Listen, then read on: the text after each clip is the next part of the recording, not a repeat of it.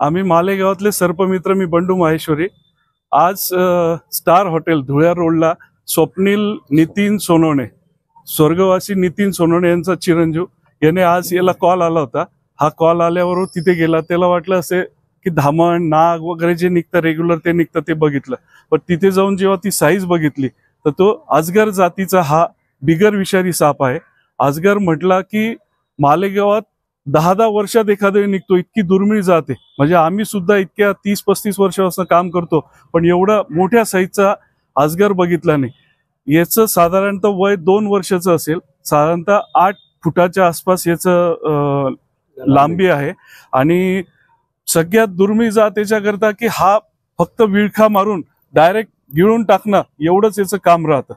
आणि सगळ्यात शांततेत चालतो, रस्त्यावरनं जाताना सुद्धा असं नागमोडी, कारण त्याचं वजनच एवढं आहे त्या याच्या हिशोबाने तो फक्त नागमोडीने चालता, असा हळूहळू हळू सरळ इकडे तिकडे निघतो।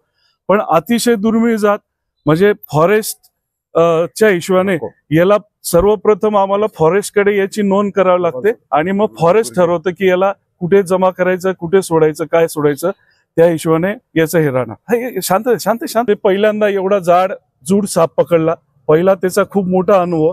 आणि आम्ही सर्पमित्र त्या मानाने आज खूप खुश आहे की इतक्या मोठ्या साईजचा अजगर आम्हाला पकडायला पाहायला भेटला, हे खूप मोठी गोष्ट आहे।